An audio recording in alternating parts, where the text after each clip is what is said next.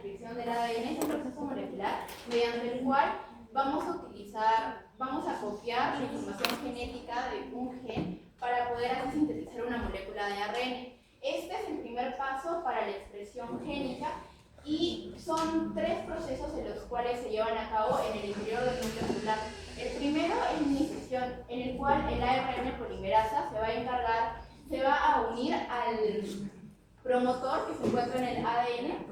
El segundo es la elongación, en el cual se va a sintetizar la molécula de ARN como tal. Y el tercero es la terminación, que es lo opuesto a la iniciación, precisamente porque el ARN polimerasa se va a encontrar con una parte del ADN que finaliza este proceso de transcripción para posteriormente liberar el transcrito. El ARN polimerasa es un complejo enzimático encargado, que es el principal complejo enzimático precisamente de la transcripción del ADN, y este se encarga de sintetizar al ARN utilizando como molde precisamente al ADN. También empareja a los nucleótidos entrantes de forma complementaria, tal como se puede ver acá, y se encarga de leer al ADN molde de 3' a 5', pero al momento de sintetizar la cadena de ARN lo hace de 5' a 3'. Hay diferentes tipos de ARN polimerasas. Por ejemplo, en los eucariotes tenemos al ARN polimerasa tipo 1, tipo 2 y tipo 3. En cambio, en los procariotas tenemos al ARN polimerasa tipo 4 y tipo 5. Aparte de la enzima principal, que es precisamente el ARN polimerasa, tenemos otros componentes, como lo es el molde de ADN, que se encarga de darnos la secuencia de información que se va a copiar. También tenemos a los nucleótidos del ARN. Estos son la materia prima a partir de la cual se va a formar esta cadena de ARN. También tenemos al promotor, que marca la iniciación de este proceso, y al terminador, que es el que la va a finalizar, como pueden ver. Para iniciar, tenemos la iniciación de la transcripción. Primero, el ARN polimerasa va a encontrar y se va a unir a una sección específica del ADN, y esta precisamente es el promotor. Después, al unirse a esta sección, va a empezar a abrir, o va a pasar que este ADN, de ser un complejo cerrado, se va a empezar a abrir, formando de esta forma la burbuja es la burbuja de transcripción, y de esta manera ahí se van a poder ir uniendo, se van a poder exponer las bases nitrogenadas para que posteriormente se unan los nucleótidos del ARN. Luego tenemos a la elongación. En este proceso es precisamente en el cual esta ARN polimerasa va a ir avanzando a lo largo del ADN, y mientras vaya avanzando también lo hace consigo la burbuja de transcripción, de modo que en la parte delantera la burbuja de transcripción va desenrollando el ADN, mientras que en la parte trasera lo que hace es permitir que esta doble hélice del ADN se renaturalice. Y esto también, a su vez, en este proceso se van a ir añadiendo los nucleótidos del ARN, precisamente para que esta cadena de ARN se extienda y crezca. Y por último tenemos la terminación, que, contrario a la iniciación, que es cuando el ARN polimerasa reconoce a una parte del ADN para empezar a sintetizarlo, acá reconoce una parte con la cual le dice que ya finaliza este periodo de transcripción, y esto precisamente se llaman los terminadores. Cuando finaliza este periodo de transcripción, se libera el transcrito y también se libera este ARN polimerasa. Es importante destacar que el transcrito que se vaya a liberar depende del gen que se va a transcribir. Por ejemplo, en los genes en los que se tratan de copiar genes que sintetizan proteínas, el transcrito que se va a liberar es el pre-ARN mensajero. Este pre-ARN mensajero va a tener que sufrir una serie de modificaciones post-traduccionales para que por fin adquiera una funcionalidad completa. Muy bien, ahora vamos a hablar sobre los mecanismos de regulación. Como sabemos, los genes no se van a continuar de manera natural, sino va a haber centros de control. Muy bien, estos centros de control se hacen de manera especializada y de manera específica. Para eso primero tenemos a los factores de transcripción. Estos factores de transcripción van a ser proteínas que se van a ir a determinadas secuencias de ADN. Tenemos dos tipos, pues podemos clasificar dos tipos. Primero los factores de transcripción generales y después los factores de transcripción específicos. Los factores de transcripción generales va a ser como lo general y pues va a estar incluido lo que sería el ARN ribosomal 2. En acá podemos ver la conformación en la parte de arriba, que es el factor de transcripcional 2A, 2B, 2D, 2H, 2F. Acá vamos a resaltar la importancia de lo que sería el factor de transcripción 2D, ya que este va a tener una subunidad llamada TBP. Esta subunidad va a hacer que se una a lo que sería a la caja TAT. Al unirse a la caja TAT va a generar que haya como un tipo de doblez, un tipo de giro, para que se unan los demás factores. Muy bien, también tenemos los factores de transcripción específicos. Estos se adhieren a los elementos reguladores complejos. Acá tenemos dos, los activadores y también los represores. Los activadores, como su mismo nombre da, aumentan la frecuencia de transcripción. Esto se va a dar por medio de que al unirse, lo aumenta, o sea, como que lo llaman y atraen más cofactores de activación. En cambio, los represores del mismo sistema hacen, pero todo lo contrario, lo reprimen o lo disminuyen. En los represores tenemos tres mecanismos que podría ser por medio de la competición, en donde prácticamente hace que los activadores no se puedan unir al sitio activo. El enmascaramiento, que significa que van a disminuir la expresión que se debe el dominio de activación de transcripción, y el acoplamiento de correpresores, que no recursos correpresores para que ya no se haga. Un ejemplo de estos correpresores podría ser la histona de acetilasa. Sí. Muy bien, también tenemos que estos factores de transcripción van a tener, para que se unan, diferentes motivos, o sea, diferentes dominios, porque eso les va a dar la característica de especificidad. Muy bien, entre ellos tenemos los dedos de zinc. Estos dedos de zinc son iones de zinc que van a estar unidos o van a unir lo que sería una cadena de hélice alfa con una hoja de dominio beta, y pues van a hacer de que esto esté de forma antiparalela. Cabe destacar que se va a unir al surco mayor del ADN. También tenemos el hélice giro-hélice. El hélice va a estar conformado por dos hélices y un giro, en el cual un hélice que se va a llamar el hélice de reconocimiento se va a insertar en el surco mayor del ADN, y el otro hélice pues le va a establecer como que un tipo más de conformación o más de seguridad. También tenemos la cremallera de leucina. En aquí pues va a haber dos hélices alfas de diferentes nucleótidos o unidades. Va a generar una unión por medio de lo que sería la leucina, como se puede ver en esta parte. Y pues por último tenemos la hélice alfa hélice. Como su mismo nombre dice, que es casi similar a la cremallera de leucina, solo que en este caso va a estar unido por un lazo. Muy bien, también tenemos los elementos reguladores, también conocidos como elementos cis-reguladores. Como ya mencionó mi compañera, tenemos el promotor, en el cual es un conjunto para que se dé inicio a la transcripción. Tenemos el elemento iniciador, que sería como que lo que envuelve a la parte del promotor antes del más uno, para que se dé el inicio a la transcripción. Tenemos la caja TATA, que está compuesta mayormente por la tenina y la adenina, y pues que, bueno, ¿no? Y también por último tenemos los elementos promotores proximales. También tenemos los potenciadores, o también llamados enhancer, y los silenciadores llamados silence. Ya, entonces, ¿qué van a hacer los potenciadores? Pues estos son un conjunto de sitios de unión para los activadores. Acá tenemos un ejemplo en donde este enhancer, como se puede ver, aquí está la data box, está muy distante de la caja. Entonces, ¿qué va a hacer? Pues va a venir un factor de transcripción, se va a unir en esta parte y va a generar un tipo de elongación en donde el ADN se va a tener que doblar. Y ya unido, ya después de formar el complejo mediador, el complejo institucional, institución, va a generar que se realice el ADN o que se sintetice, ¿no?, la transcripción. También tenemos los silenciadores o signers, en el cual pues estos van a traer consigo correpresores que comparten la cromatina e interfieren con la máquina de transcripción.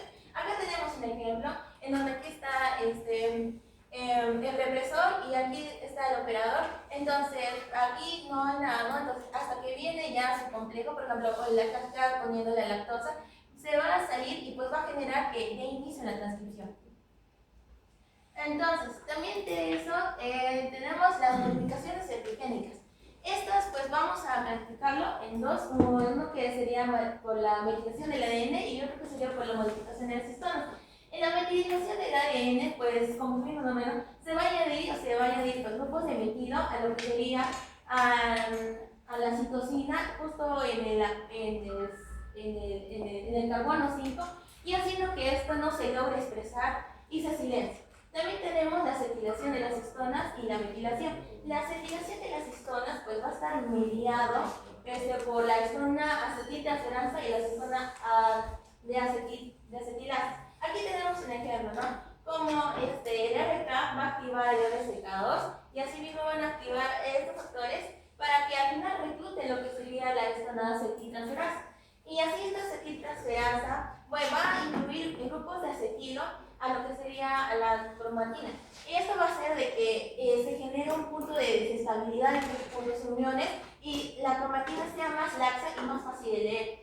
Y ya pues, esto va a estar regulado así mismo por el RBK fosfo 3, el cual va a desfosforilizar esto y así va a disminuir todo y además va a reclutar a lo que sería a la histona de acetilasa.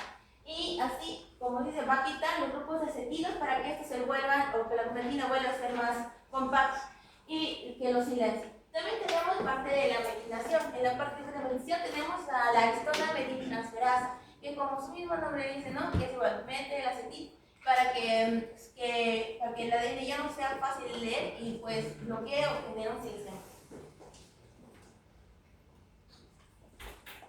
Continuando con esto, vamos a destacar lo que nos quedamos en el pre-ARN. Entonces, este pre-ARN es el que, bueno, fue formado después de lo que es la elongación, después de que saliera el ARN mensajero, el ARN polimerasa. Y el objetivo del pre-ARN es que sufre modificaciones para poder formar un ARN maduro.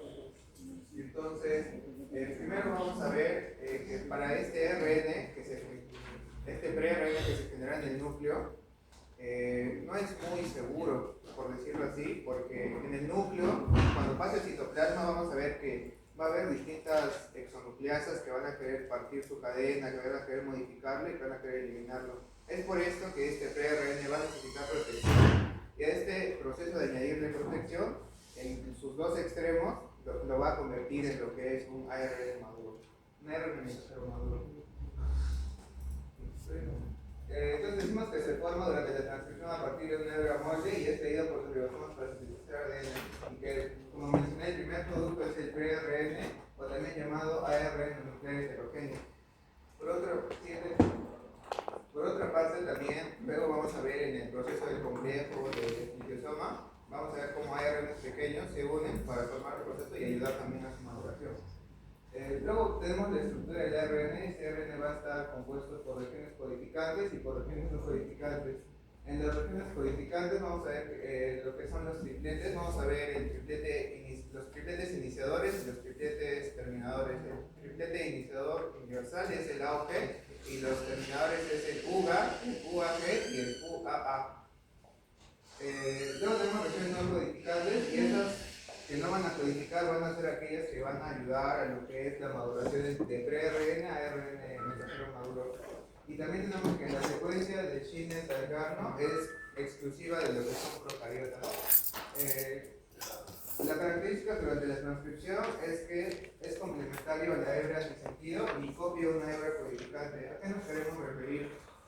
Como podemos ver, cuando hacemos la burbuja de transcripción, pasa el ARN polimerasa, pero por ejemplo entra de 3 a 5, pero sintetiza el ARN de lo que es de 5 a 3. Entonces, ¿qué decimos? Si aquí tenemos la burbuja de transcripción y el ARN polimerasa pasa por aquí, lo que está transcribiendo es prácticamente igual a lo que es la cadena de arriba. A eso se quiere referir con lo que es antisentido y con lo que es sentido. Es decir, bueno, el primer proceso que va a ser para madurar es el CAPI, es la añadición de la caperuza. Aquí vamos a tener un pre-ARN que va a tener grupos fosfatos, a los cuales le vamos a añadir, y las dos enzimas fundamentales van a ser lo que es la ARN guanidinotransferasa y la ARN metiltransferasa. Entonces, esto de igual forma va a ser como forma de protección. Entonces, cuando añadimos la guanidinotransferasa, o sea, tenemos un pre-ARN, a este le vamos a añadir lo que es GTP. Este GTP va a eliminar lo que es un pirofosfato y se va a añadir como GDP. Luego tenemos lo que es la metiltransferasa, que se va a añadir por lo siguiente y va a reemplazar, va a añadir un metil en lo que es la guanina, que ya se añadió antes, pero en su nitrógeno 7.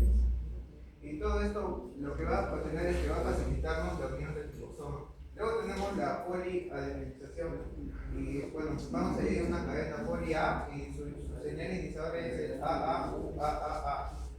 Entonces, primero se va a recibir esta señal por lo que es el ARN. Tenemos que saber diferenciar que lo que estamos protegiendo no es la cadena molde, sino es ya el ARN mensajero. Como mencioné, esto va a estar desprotegido, y lo que va a diferenciar esos dos procesos es que este se va a añadir en el extremo 5, protegiendo por un lado, mientras que la poliadenilización va a añadirse en el extremo 3, y así juntos van a poder formar lo que es el ARN maduro. Entonces, el mecanismo de la poliadenilización es que va a añadir cadenas de adenina a través de esta enzima, la poli-A polimerasa. Y entonces el complejo CPSF va a cortar el translíquido, y luego la enzima va a añadir las diferentes adeninas. La función de esto es que va a otorgarnos estabilidad, un transporte óptimo desde el núcleo del citoplasma y la regulación de la producción. Luego, esta última parte es el splicing canónico. Vamos a saber que un pre-ARN va a estar compuesto por lo que son exones y por lo que son intrones. Asociándolo con sus iniciales, podríamos decir que los exones son esenciales y que los intrones interrumpen la codificación. Entonces, lo que va a hacer todo este proceso es que vamos a eliminar la cadena que interrumpe, que viene a ser los intrones. Entonces vamos a tener dos procesos, que es el splicing canónico y alternativo. El splicing canónico es como si tuviéramos una cadena y tuviéramos partes que son intrones. Pues vamos a quitar estos intrones y la cadena va a ser corrida, va a ser secuencial y la vamos a unir tal cual. Pero en lo que son el splicing alternativo, vamos a tal vez dejar intrones y combinar los sitios de unión. ¿Eso qué nos va a permitir? Nos va a permitir crear diferentes proteínas. Podemos, el término exacto es que forma isoformas de lo que es ese gen que se está codificando. Entonces,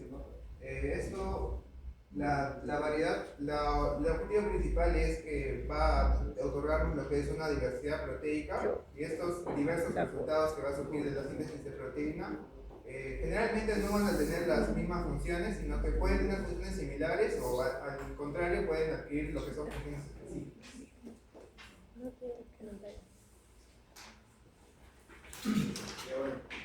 Ahora vamos a pasar con la transcripción tanto en eucariotas y procariotas. Y la principal diferencia entre seres o organismos eucariotas y procariotas es que uno tiene núcleo, que viene siendo los eucariotas, y otro no posee núcleo o carece de núcleo, que viene siendo los procariotas. Ahora, ¿qué tiene que ver esto con la transcripción? Con la transcripción, todo este proceso maravilloso, por así decirlo, va a ocurrir dentro del núcleo. Y después va a pasar al citoplasma, se va a ir al ribosoma y va a ocurrir la traducción. Entonces, ahorita lo que nos importa es el núcleo, es decir, la localización y estructura básica. Como la eucariota posee núcleo, entonces la transcripción va a ocurrir, como ya lo mencionaron mis compañeros, de manera normal. Pero las eucariotas no van a tener núcleo. Es decir, que todo este proceso de transcripción se va a producir directamente en el citoplasma bacteriano. Y esa va a constituir la principal diferencia en cuanto a la localización y estructura básica. Siguiente, por favor. Luego pasamos a un tópico muy interesante que son las ARN polimerasas y promotores. Como ya mencionaron mis compañeros, las ARN polimerasas son las enzimas más importantes durante el proceso de transcripción. Y los seres eucariotas van a tener tres tipos de ARN polimerasas: el tipo 1, el tipo 2 y el tipo 3. El tipo 2 va a ser el que nos va a importar más, ya que es el que va a generar lo que viene siendo el ARN mensajero. ya que los demás tipos de ARN se van a distribuir entre el ARN tipo 1 y el ARN polimerasa tipo 1 y el ARN polimerasa tipo 3. En cambio, en lo que viene siendo las procariotas, solo van a poseer un único tipo de ARN polimerasas, por lo que no va a haber una diferente variabilidad genética, si lo queremos llamar así. Y en cuanto a los promotores, ambos van a tener promotores, solo que la cuestión de las eucariotas, las ARN polimerasas de las eucariotas van a necesitar factores de transcripción, es decir, van a necesitar una ayudita para que puedan producir la transcripción. En cambio, en las procariotas no van a necesitar de esos factores de transcripción que van a ser las ayuditas, sino de que va a ser una transcripción más directa, simple y efectiva. Ahora pasamos con las modificaciones post-transcripcionales. Esto quiere decir añadir a la cabeza lo que viene siendo la CAP o el CAP7 metilguanosina, que ya mencionó mi compañero, y también viene añadiendo a la cola de poli-A. Lo que va a hacer la CAP en los eucariotas va a ser de que va a servir de llave para que den entrada a los ribosomas, y la cola de poli-A va a ser aquel escudo protector que va a proteger a nuestro ARN mensajero, ya que dentro del núcleo van a haber ARN-asas que van a intentar hidrolizar, es decir, destruir al ARN mensajero. Lo que le va a proteger va siendo la cola de poli-A. Y ahora esto, en paralelo a lo que vienen haciendo los procariotas, hay que recordar que los procariotas no tienen células, es decir, no van a haber una tanta concentración de ARN-asas, por lo que va a ser lógico que tenga una cola de poli-A y una cabeza de caperuza o de la CAP7 metilguanosina. Ahora vamos con el splicing y la maduración del ARN. Bueno, el splicing es un proceso de corte y empalme, es decir, que el ARN mensajero del ser eucariota va a tener tanto va a tener exones e intrones. Los exones van a ser el material codificante y los intrones el material no codificante. Y como mencionaba mi compañero, una buena mnemotecnia, por así decirlo, es exones con E esencial e intrones con I de innecesario. Y lo que va a hacer cortar esos exones y va a eliminar los intrones para empalmar los exones, haciendo que la cadena sea más corta, pero también va a ser más eficiente. Y bueno, un punto muy clave en los procariotas es que no tienen intrones, entonces van a carecer del splicing y de la maduración del ARN. Ahora vamos con el splicing alternativo. El splicing alternativo era lo que permitía que después de que se dé el corte de intrones, jugar con diferentes combinaciones de los exones, para así aumentar la variabilidad genética. Pero, como mencionamos, los procariotas no tienen intrones, por lo que si no hay corte, no va a haber empalme. Entonces se va a mantener un único gen transcrito. Y la variabilidad genética va a ir de la mano con la adaptabilidad que va a tener el ser procariota con los cambios ambientales. Luego vamos a ver las señales de terminación. Y la principal diferencia entre seres eucariotas y procariotas es que los eucariotas tienen una señal de terminación específica, que como mencionó mi compañero es la AAUAA. Pero en cambio, los procariotas no tienen una señal de terminación específica. Es decir, que es una amalgama entre guanosinas, citosinas y timinas. Y también muy importante, la señal de terminación en los seres eucariotas va a delimitar lo que viene siendo el ARN mensajero transcrito, y también nos va a indicar dónde se va a unir la cola de poli-A. Pero en cambio, en los seres procariotas solo va a determinar el fin de la transcripción. ¿Por qué? Porque no va a haber una cola de poli-A que se tenga que añadir. Ahora vamos al acoplamiento, transcripción, traducción. Como sabemos, en eucariotas van a poseer núcleo, y aquí va a ocurrir todo el proceso de transcripción. Por ende van a tener que pasar por el proceso de iniciación, elaboración, terminación, que también lo van a pasar los procariotas, solo que los eucariotas, para que salgan del núcleo del citoplasma, van a tener que pasar por el splicing y por la maduración, es decir, van a tener que definir el CAP7 metilguanosina y la cola de poli-A. Pero en cambio, los seres procariotas no van a necesitar de ninguno de estos tipos de maduración ni de splicing. por lo que inmediatamente comience la transcripción puede empezar la traducción y la síntesis de proteínas. Esta es una característica muy importante de los procariotas, ya que justifica y fundamenta lo que viene haciendo sus cambios adaptativos y sus cambios al medio ambiente. Y ahora este es un tipo de resumen entre procariotas y eucariotas, ya que la localización de la transcripción de procariotas va a ocurrir en el citoplasma, en cambio en eucariotas va a ocurrir en el núcleo. Luego, la cantidad de ARN polimerasa. En procariotas tenemos un solo tipo, en los eucariotas tenemos 3 tipos, ARN polimerasa 1, 2 y 3.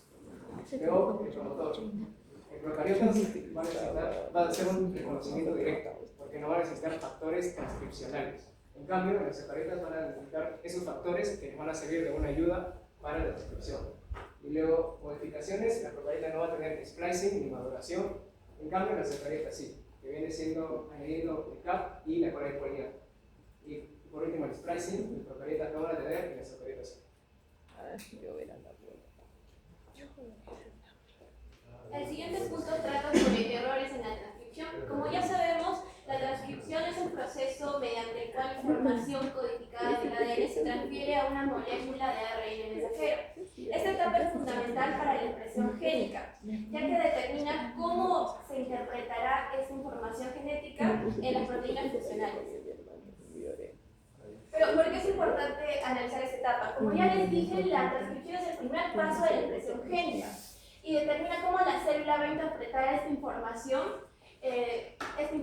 Aunque la célula ya presenta mecanismos sofisticados de control, esta etapa no está exenta a estos fallos y cualquier error puede tener repercusiones importantes en el funcionamiento celular. Estos errores pueden deberse a fallos intrínsecos en la ARN polimerasa, factores ambientales o mutaciones en regiones reguladoras del ADN. La importancia de los errores de transcripción radica en sus implicancias, ya que un error puede originar proteínas anormales e inestables, alteraciones en rutas metabólicas, fallos en la comunicación celular y procesos patológicos como es el cáncer, el envejecimiento prematuro y enfermedades neurodegenerativas. Entonces, el primer tipo sería sustituciones de nucleótidos. Las sustituciones ocurren porque la ARN polimerasa incorpora un nucleótido incorrecto durante la elongación del ARN. Esto puede modificar los codones y alterar las instrucciones para sintetizar proteínas. Por ejemplo, si se modifica un codón que codifica la metionina, que es AUG, puede provocar que se provoque un codón de parada, que es el UAG, y ahí se detiene prematuramente lo que es la traducción. Mecanismo de corrección. La ARN polimerasa posee una capacidad ilimitada de buffer comparado con la ADN polimerasa, que puede eliminar nucleótidos mal incorporados. Sin embargo, si esto no se corrige, puede impactar importantemente en lo que son los procesos celulares. Los segundos son las adiciones o deleciones. Estos errores en los que se inserta lo que son adición o se elimina lo que es deleción, más nucleótidos durante la transcripción. Estas van a alterar lo que es el marco de lectura del ARN mensajero, y un ejemplo clínico es de que en ciertos tipos de cáncer se han encontrado adiciones de genes que codifican para proteínas reguladoras del ciclo celular. Estas alteraciones descontrolan la proliferación celular, favoreciendo el crecimiento tumoral. En su impacto biológico puede generar proteínas no funcionales que afectan procesos celulares esenciales. Además, aumentan la inestabilidad del ARN mensajero y disminuye su eficacia en lo que es la traducción.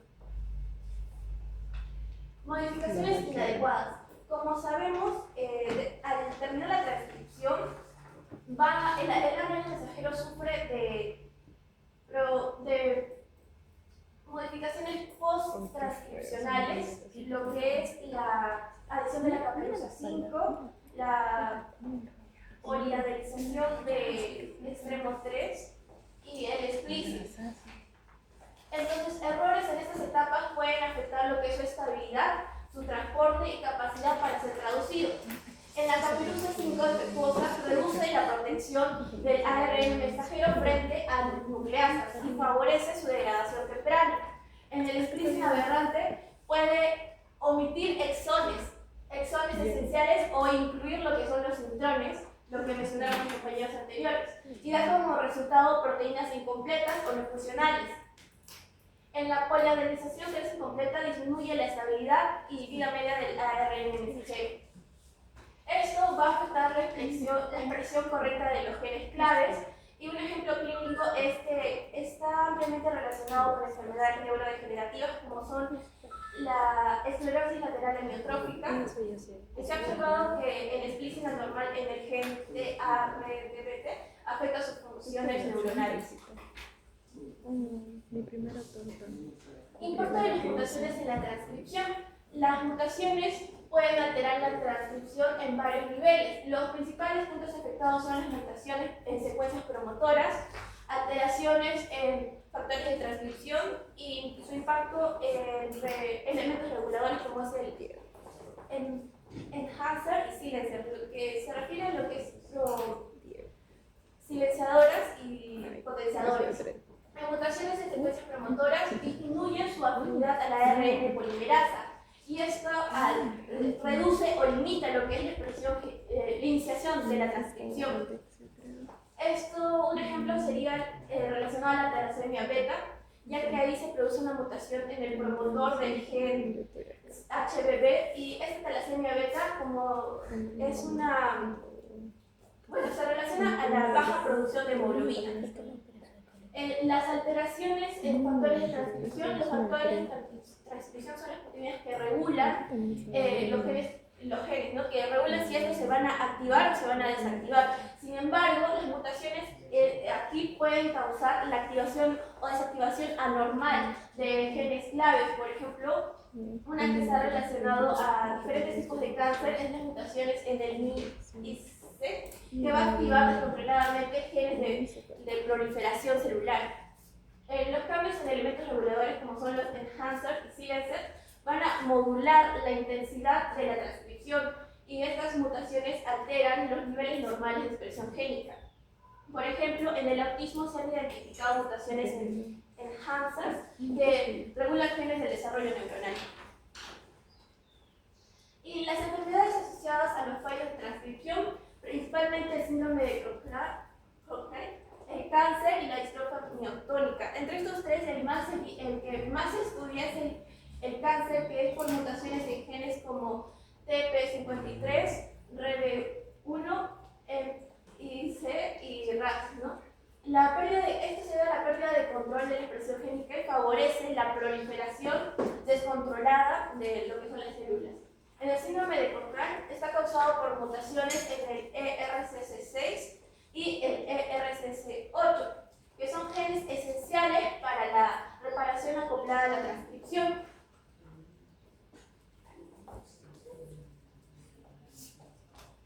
Ahora nuestra última sección son las aplicaciones y los avances de lo que es el conocimiento y la transcripción en la tecnología. Como ya mencionaron mis compañeros, el proceso de transcripción se basa básicamente en pasar de ADN a ARN. Y conocer sobre este procedimiento es muy importante, ya que nos va a ayudar a modificar estas secciones de ADN y poder aplicarlos en la biotecnología, en la medicina e incluso en la agricultura.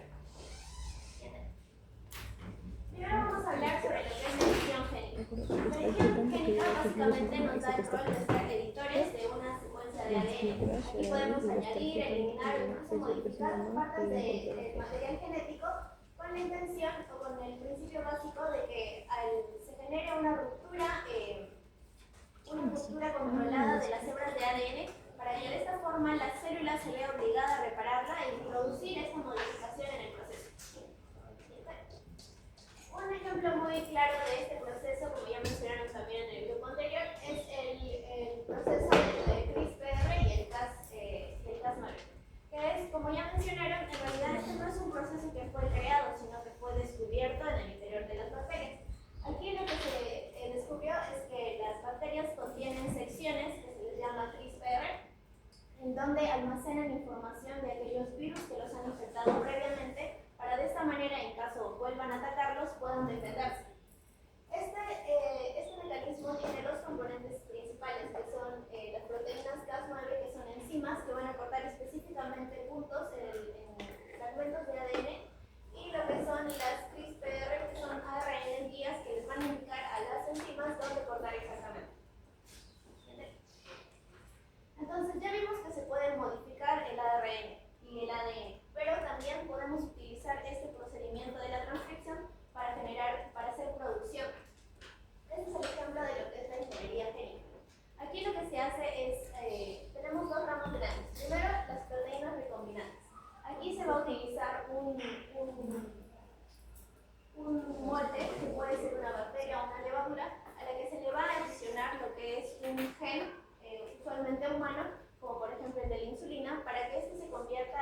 biofábrica, generando de esta manera proteínas a grandes masas. Es de esta manera como se produce la insulina y los factores de coagulación. La segunda rama es la manipulación y las OGMs. Aquí lo que se hace es tener un control de la transcripción. Se sobreexpresan algunos genes o se silencian algunos. Un ejemplo de esto es la creación de los organismos genéticamente modificados, como puede ser específicamente el maíz bebé, que al que se le sobreexpresa el gen que le permite ser una planta resistente a las plagas. ¿Siguiente? Luego también la transcripción, el conocimiento de la transcripción nos va a permitir corregir aquellas enfermedades genéticas o adquiridas. Esto tiene 4 enfoques claves. Primero, los genes funcionales, que básicamente es reemplazar un gen que está defectuoso por uno nuevo que esté funcional. Esto se hace mediante vectores que son los que van a transportar este ADN reparado. Esto se usa básicamente en lo que es la terapia de la fibrosis quística. Luego, el segundo enfoque sería, como ya mencionamos, el CRISPR. Pero en este caso, la proteína Cas o la enzima Cas9 va a estar desactivada. Esto lo van a hacer con la intención de que se pueda activar o inhibir el proceso de transcripción sin la necesidad de generar un corte en el ADN. Esto se hace mucho en lo que es la regulación del cáncer y las enfermedades neurodegenerativas como el SIDA.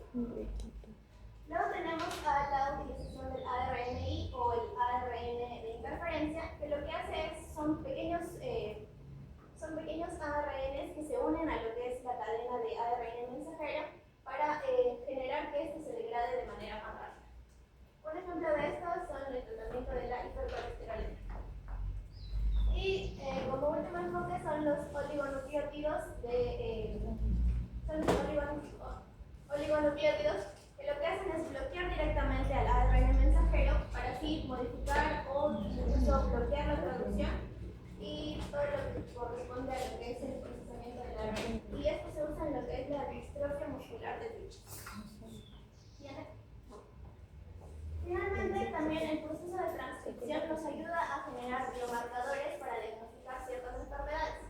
Aquí tenemos 3 procesos importantes. Primero, las transcriptómicas, que básicamente es analizar todo el ARN que tenemos presente para así poder identificar aquellos genes que están relacionados con ciertas patologías o generar biomarcadores específicos del caso. Luego tenemos la RT-PCR, que es la reacción de cadena de la polimerasa de transcripción reversa.